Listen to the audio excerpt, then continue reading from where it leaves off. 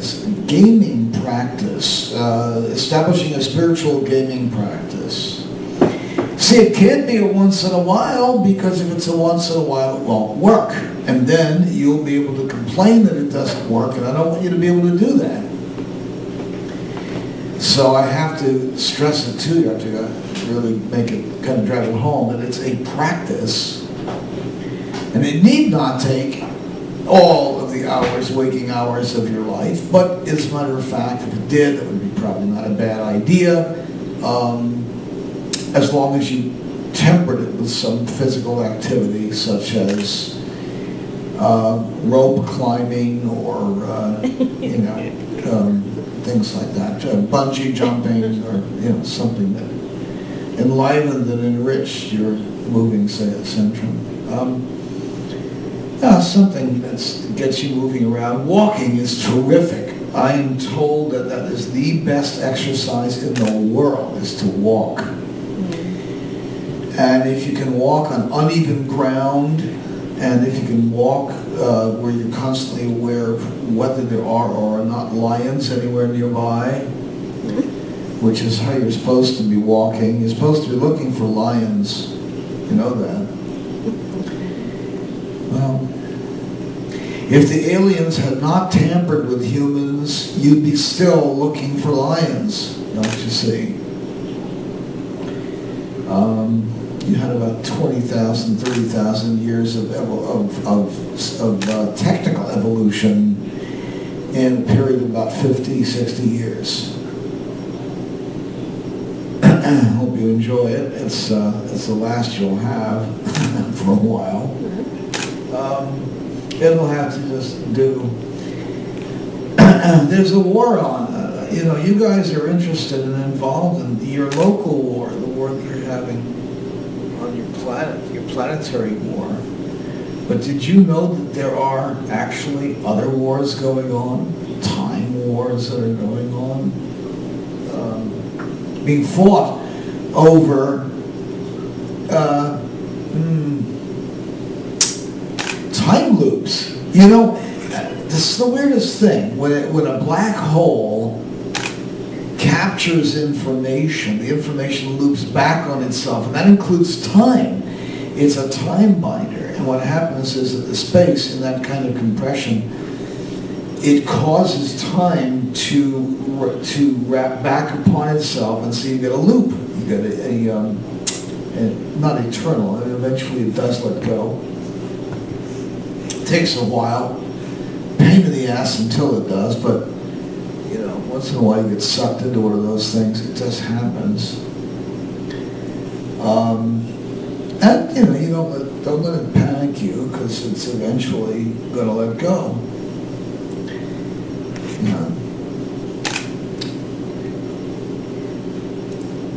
You can make it let go as well. There's ways to make a black hole let go of its other end. It's an Ouroboros bite. It's just biting. It's eating its other end, basically. And there are ways to extract yourself from those things. That's also true of lifetime patterns, where you have rhythmic patterns, where you have the loops, and you're caught in a loop. You keep doing the same thing over and over and over again.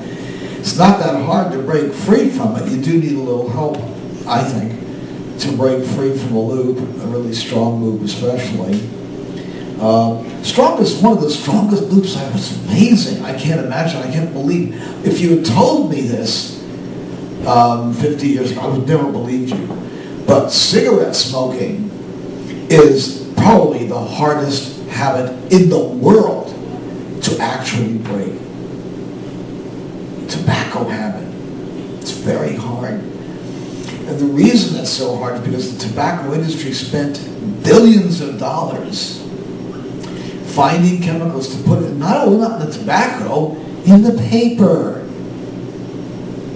to make you crave that stuff.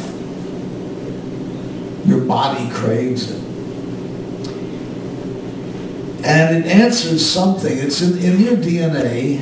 there are some socket holes, and those socket holes respond or relate to certain kinds of treat stimuli that the body considers treats. You don't necessarily even relate to it, but the body does. The body knows what it's doing there. It's ever hopeful, like a dog. It's ever hopeful that there's a treat in store.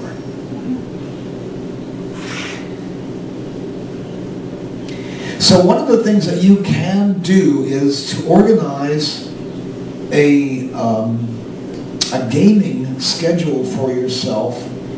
Not very long, start out with 5 minutes a day, that's fine. It really is, it's fine. Not less than 5 minutes per day, not much more than 5. 5 minutes is okay. And God, don't freak out if you go 5.5 minutes or something. But carving out this niche for yourself of your practice, this is in addition to all the other things you're doing, you're going to add this practice, right? Well, what I would do is I would start with, all right, what do I do every day as a practice? Write it down. What do I do every day? And when do I do this? Do I do it all day? Do I do it just one time a day, 2 times a day? What time of day do I do these things typically? Do I vary that? Do I alter that? Write it all down in your log book. Write it all down. I have log books. If you want to go to Cafe Press, I think I'm not sure, I think it's under Woodstock Artists. I think it's under Woodstock Artists. I'll figure out something if you want some notebooks or journals or things like that I can ship out to you if you want. I mean, you can pick up some. Just pick up, if you don't have it, pick up a journal. Everybody at the docks, they're bound to have some there, along with a watch to tell you what time the ship leaves. They'll all know what time the ship leaves. You can trust them.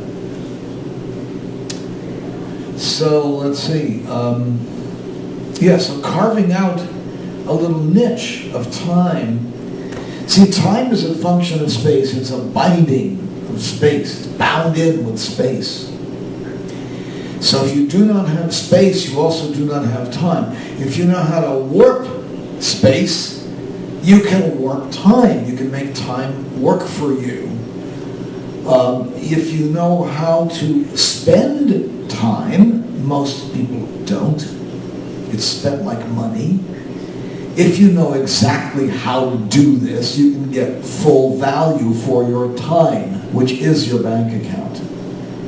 Your life is your bank account.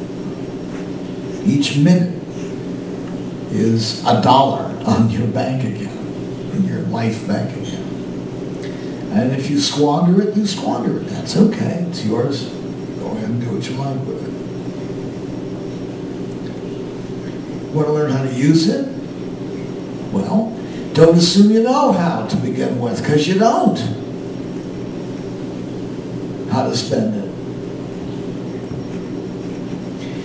But before you can even spend your life, you have to get it back. Otherwise, it is already spent. You're living on indebtedness. You actually are in debt with your life if you don't own it.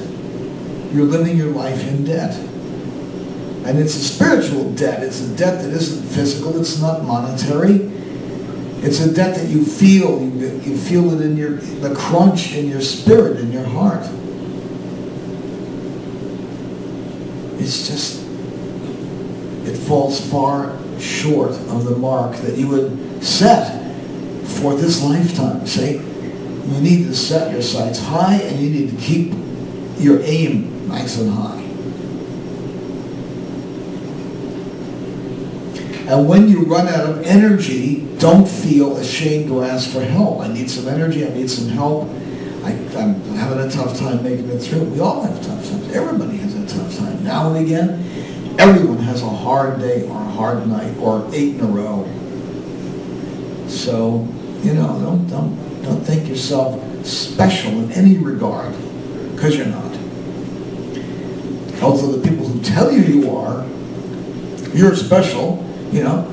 They have a place reserved just for you, and an envelope marked give more.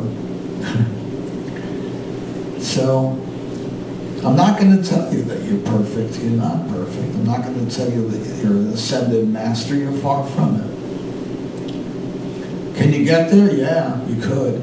You have to start from the place of, I am not there. If you think you are, you're not going to do anything at all to bring it about. Why would you?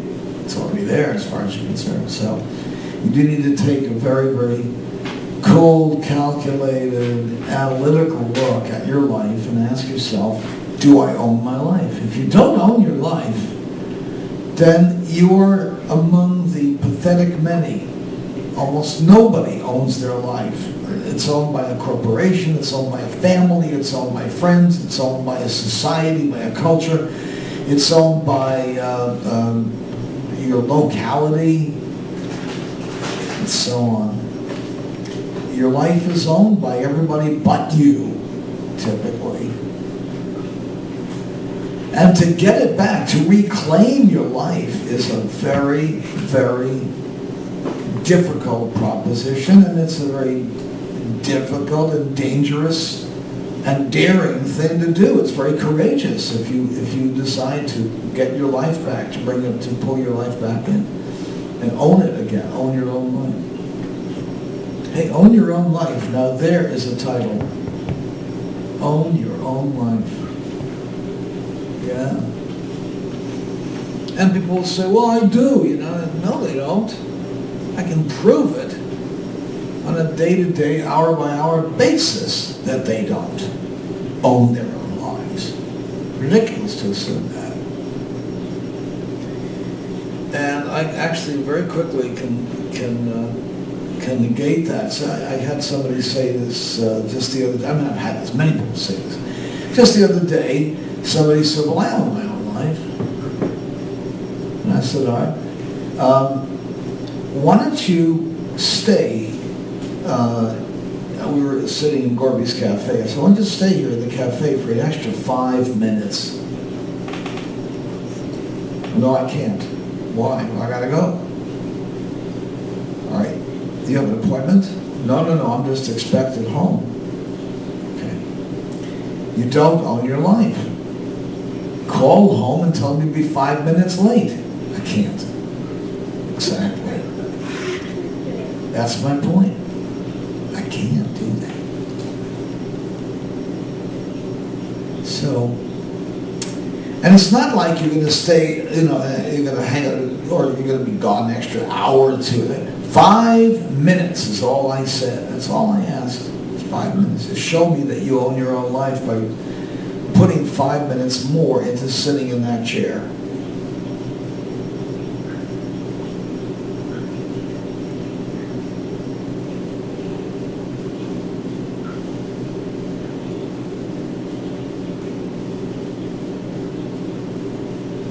I hope you don't think that I care whether you sit in the chair 5 minutes more or less. I mean, it's not. But the point there is that you really don't own your own life. You think you do, and it's horrible if you ever discover that you really don't. And it's a horrible discovery, and it's a very daunting discovery, one that might deflate you and make you feel hopeless and despair. And don't do that, because it's very easy to re-own your life. You just have to do it. Knowing how to do it makes it easy to do it, because if it's easy to do, you'll be more likely to do it than if it's hard to do or you don't know how to do it, right? Right? If you know the steps, if the steps are clear, you do this, then this, then this, then it's easier to say, yes, I will attempt it, than if you don't know what the steps are, you don't know what you're going to have to do, you don't know how to go about it, and so forth. So that's where I sit with it, is let's look at what the steps are that you have to accomplish, and I can assure you that those are doable steps, and they're very easy steps, and takes hardly any time at all to re-own your life. Like in a couple of weeks, you'll own back most of your life. Yeah. I mean, there's some things you can't own again. You can't own back. You can't buy back. Because you've sold it. For instance, when you go to work, you've sold your time to your boss. That's your boss's time, not yours. You can't buy that back unless you don't work. See what I mean? And you have to work. So that's a part of your life that you've sold.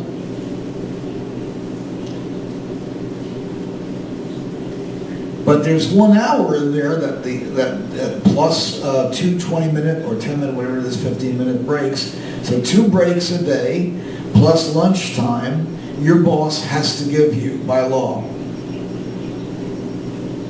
And if they don't give you that, you better start looking around for a job, because that's a mean boss. He won't give you an hour for lunch and won't give you 2 coffee breaks.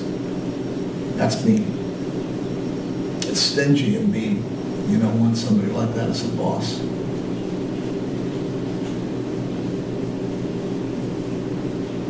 You also don't want a boss who can't answer.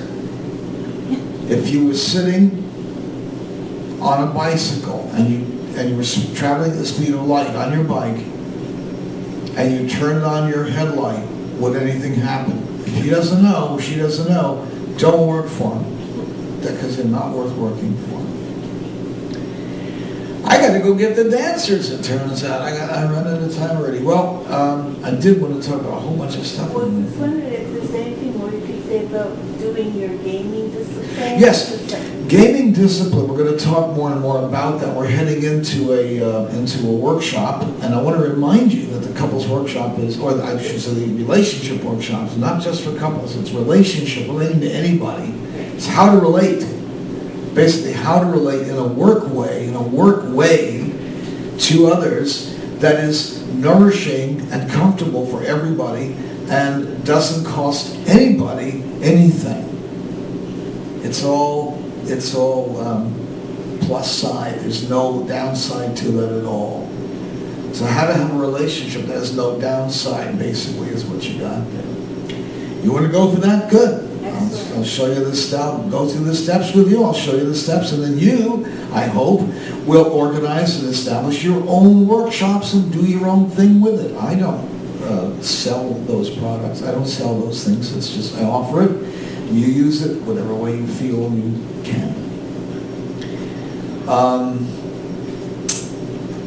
So that's an important tool, and another very important tool is that wedge, that pry bar that you're going to have to use to get your life back in your own hands, get your life back, re-own your life. And I'm going to probably do that as a workshop, like probably a 2-day. It'll be a 2-day workshop. It'll have to be 2 days. I need at least 8 to 10 hours of your time, and to get that across. So I'd have a Saturday and Sunday workshop. It would be called Own Your Own Life, or Re-Own Your Life. Probably Re-Own Your Life. Re-own. Re-Own Your Life. They probably never had it, actually. Oh, you had it at one time. You owned your life at one time. Okay. Yeah, you did. For a couple of weeks at the very beginning. And then after that, you didn't anymore. You had to conform. No, you got what you wanted, that's what you needed also. And technically you could say you never owned it. That's true. I mean, you didn't really own it.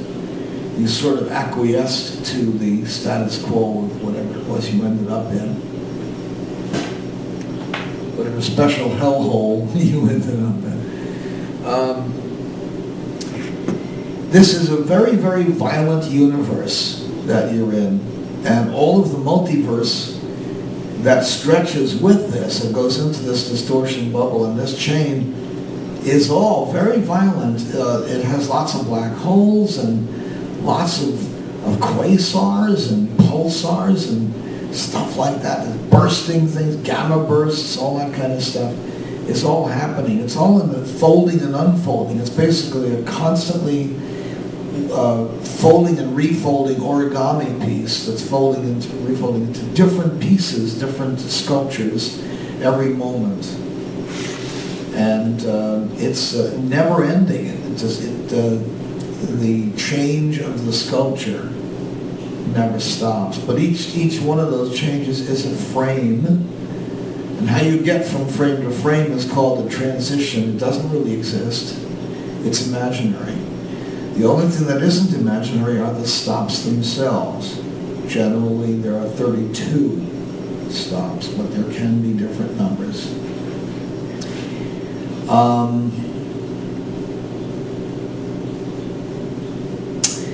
Yeah, I think we'll have to work on getting you your life back. It's really important, and I think you'll feel more comfortable and more secure when you do re-own your life.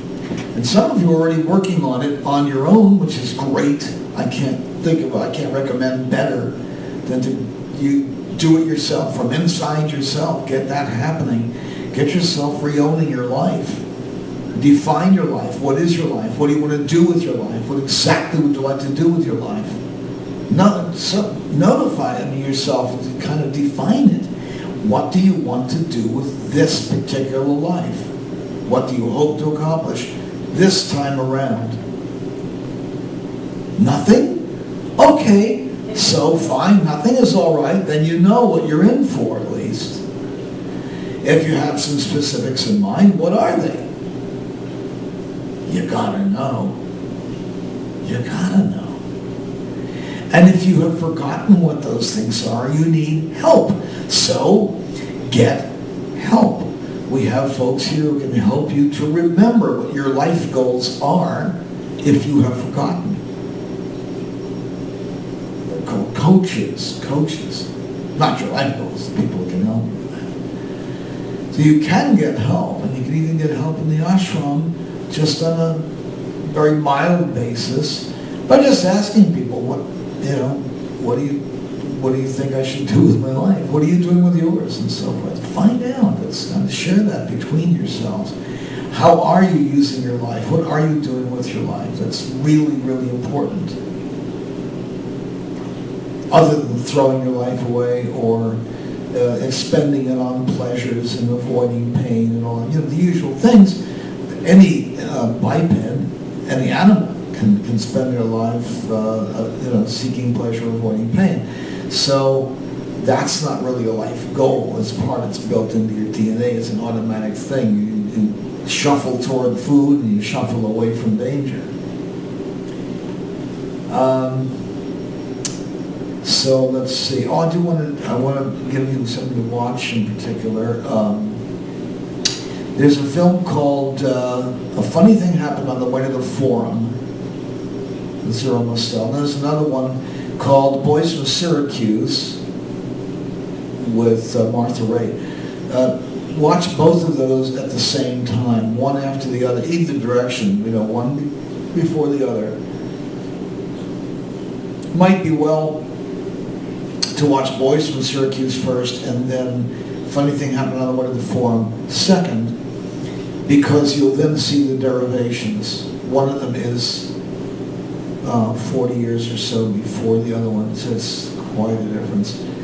And one's made in the 1940s, the other one's made in the 70s, 80s, something like that. Maybe 60s, I don't know. Maybe 60s. Yeah, so it's only 25 or 30 years difference between the two films. But they are different. And one of the things you'll notice is that the more intelligent you are, by intelligent I don't mean smart. Smart is native intelligence. I mean intelligence in the sense of relative intelligence, which is in IQ, your intelligence quotient, which is your ability to handle and respond to the environment that you live in. That's all it means, intelligence quotient. But the higher that is, and the more adapted you are to your environment, the more likely you are to have worked out some of these problems that you might have, reclaiming your life, reclaiming your hours. But you might not have worked enough on the goals, your life goals, your specific life goals. And there are going to be 10 of them. We're going to turn up 10 life goals, 8 of which are immutable, 2 of which are optional. And everyone has these goals. Not everyone has the same goals. If you had the same goals, I could just say these are the goals, but no, you don't have exactly the same. But you will have what we can call labors of Hercules set up for yourself, which is a series or a chain of accomplishments that you expected to be able to meet going through this life. Now, if you have not made those accomplishments, you have not made those things, you're going to feel sad, you're going to feel a little bit let down, and I would like you to readdress those while you still have time and while there is still an opportunity to repair any damage done. Okay, let's go get the dancers. Be right back.